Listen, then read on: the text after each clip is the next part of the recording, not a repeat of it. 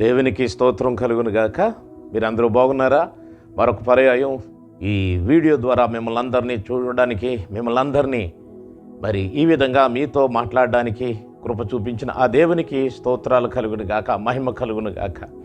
మరి ఈరోజు మరొక అద్భుతమైనటువంటి వాక్య పరిచర్యను మీకు ముందుకు తీసుకుని వస్తూ ఉన్నాను. దేవుడు నాకు బయలుపరిచినటువంటి మాటలు మీతో పంచుకోవడానికి ఇష్టపడుతూ ఉన్నాను. ఎందుకంటే ఈ మాటలన్నీ కూడా దేవుడు దీవిస్తాడు, ఆశీర్వదిస్తాడు, సంరక్షిస్తాడు, మరి నిత్యరాజ్యానికి నడిపిస్తాడు, పరలోకానికి నడిపిస్తాడు. అంతేకాదు మన శరీరంలో ఉన్న ప్రతి బలహీనత వాక్యము ద్వారా తొలగిస్తాడు. లేక మన హృదయాన్ని సరి చేసుకోవడానికి, చక్కపరచుకోవడానికి, సమాధానపరచుకోవడానికి దేవుడు ఈ వాక్యము ద్వారా నీతో, నాతో, మనతో మాట్లాడడానికి ఇష్టపడుతూ ఉన్నాడు. దేవునికి స్తోత్రం కలుగును గాక.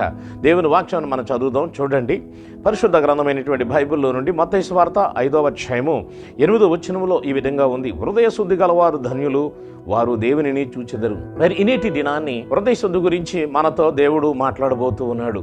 కాబట్టి ఈ మాటలను జ్ఞాపకం చేసుకుందాం. మా ప్రియ సహోదరి, సహోదరుడా, ఇది వింటున్న నీవు, నేను, మనము కూడా ఈ వాక్యములు అన్నీ కూడా ప్రతి వాగ్దానము లేక ప్రతి మాట అవును అన్నట్టుగానే ఉన్నాయి, లేక ప్రతి వాగ్దానము అవును అన్నట్టుగానే ఉన్నాయి, కానీ మరొక విధంగా లేవు. దేవుడి నోట నుండి ఏ మాట అయితే వచ్చిందో అది తప్పగా నెరవేరుతుంది, జాగు చేయక నెరవేరుతుంది.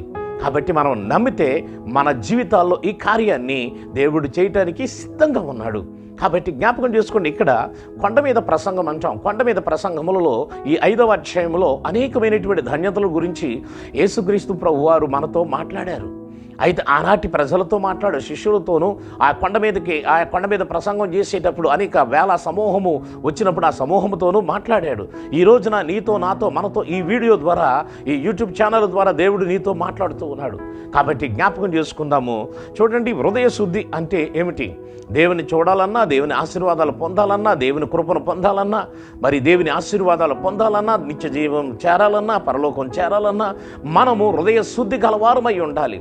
దేవుని చూడాలంటే హృదయ శుద్ధి కావాలి.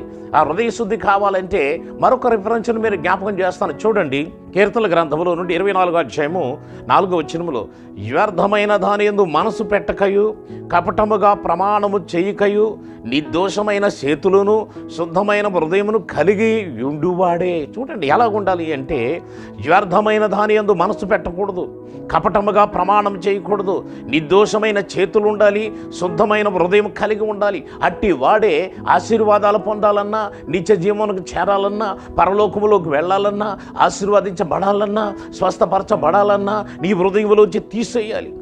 ఏమిటి తీసేయాలి? వ్యర్థమైనది తీసేయాలి, కపటం తీసివేయాలి, అసూయ తీసివేయాలి, బలహీనతలు ఏదైతే ఉన్నావో అవన్నీ కూడా తీసివేయాలి. శుద్ధమైన హృదయం కలిగి ఉండాలని చెప్తున్నది దేవుని వాక్యం. మరొక మాటలు కూడా మరి జ్ఞాపకం చేద్దాం. ఏప్రిల్కి రాసిన పత్రికలో 12వ అధ్యాయం 14వ వచనంలో ఈ విధంగా ఉన్న మాటలు చూడండి.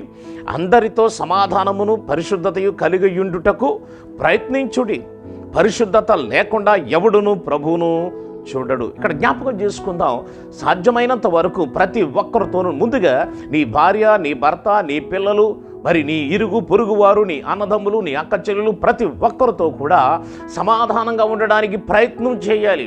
ప్రభు అయినటువంటి యేసుక్రీస్తు అందరితో సమాధానం కలిగి ఉన్నాడు. అపొస్తలుడైన పౌలు చెప్తూ ఉన్నాడు. ఈ అపొస్తలుడైన పౌలు చెప్తున్నటువంటి మాటలు ఏమిటి అంటే, అందరితో సమాధానమును పరిశుద్ధత కలిగి ఉండుటకు ప్రయత్నం చేయాలి. మనం ప్రయత్నం చేయాలి. మనతో చాలా మంది సమాధానంగా ఉండలేరు, కానీ నీవు, నేను, మనం వాక్యం విరిగిన వారిమి, క్రైస్తవులము, దేవుని వాక్యం కలిగిన వారిమి. అందుకే సాధ్యమైనంత వరకు మనందరమును సమాధానంగా ఉండుటకు ప్రయత్నము చేయుడి అని అపొస్తలుడైన పౌలు చెప్తూ ఉన్నాడు.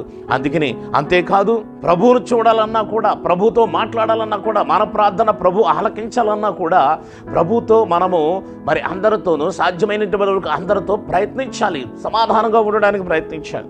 ఇంకొక మాటను కూడా మరి జ్ఞాపకం చేద్దాం. చూడండి, పరిశుద్ధ గ్రంథమైనటువంటి బైబిల్లో పేతురు మొదటి పత్రిక 1వ అధ్యాయము 22వ వచనం ఈ విధంగా ఉంది. మీరు సత్యమునకు విధేయులగుట చేత మీ మనసులను పవిత్రపరుచుకున్న వారయ్యుండి ఒకరితోనొకడు హృదయపూర్వకంగాను మిక్కటముగాను ప్రేమించుడి. ఈ మాటలు గమనించండి. నేను ఈరోజు హృదయ శుద్ధి గురించి మాట్లాడుతున్నాను. ఇది దేవుని సేవకులకు కానీ, మరి అనేక క్రైస్తవులకు కానీ ఇది చాలా ప్రయోజనకరమైనది ఉన్నదని నేను జ్ఞాపకం చేస్తున్నాను. ఇంకొక మాటను కూడా మరి జ్ఞాపకం చేద్దాం. ఇది కీర్తనల గ్రంథం 51:10 ఉంది. దేవా, నా యందు శుద్ధ హృదయము కలుగజేయుము, నా అంతరంగములో స్థిరమైన మనసును నూతనముగా పుట్టించుము. దేవునికి మహిమ కలుగును గాక. మరి ఈ రోజున ఈ మాటలు వింటున్న నా ప్రియ సహోదరి సహోదరుడా, మన హృదయ శుద్ధి కావాలి అంటే ఇవన్నీ కూడా జ్ఞాపకం చేయవలసిన అవసరత ఉంది. కాబట్టి ఇదిగో చూడండి, ఎంత అద్భుతమైనటువంటి మాటలు. ఈ మాటలు దేవుడు మరి నీతో నాతో మనతో మాట్లాడుతున్నాడు. కాబట్టి ఈ రోజున ఈ మాటలు గమనించండి. మరి హృదయ శుద్ధి కలిగి ఉందాం, పరలోక రాజ్యం చేరదాం. దేవుని సన్నిధిని హృదయ శుద్ధి గలవారు ధన్యులు అంటున్నాడు. అవును, ఈ లోకంలో మనం ధన్యులుగా ఉండాలి అంటే మన హృదయంలో కల్మషం కానీ, కపటం కానీ, పాపం కానీ ఏది కూడా ఉండకుండా ఉండాలి. అట్టి కృపతో దేవుడు మనల్ని నడిపించి ఆయన రాకడకు సిద్ధపరచబడును గాక. ప్రార్థన చేసుకుందాం. ప్రేమగల మా తండ్రి, నీకు వందనాలు స్తోత్రాలు చెల్లిస్తూ ఉన్నాం. ఇదిగో ఇది వింటున్న నా ప్రియ సహోదరి సహోదరులను, కుటుంబాలను దీవించండి, ఆశీర్వదించండి, బలపరచండి, శుద్ధ హృదయం కలగజేసి దేవా, నిన్ను చూసే హృదయం ప్రతి ఒక్కరికి దయచేయమని యేసుక్రీస్తు వారి పేరిట వేడుకుంటున్నాము తండ్రి. ఆమేన్.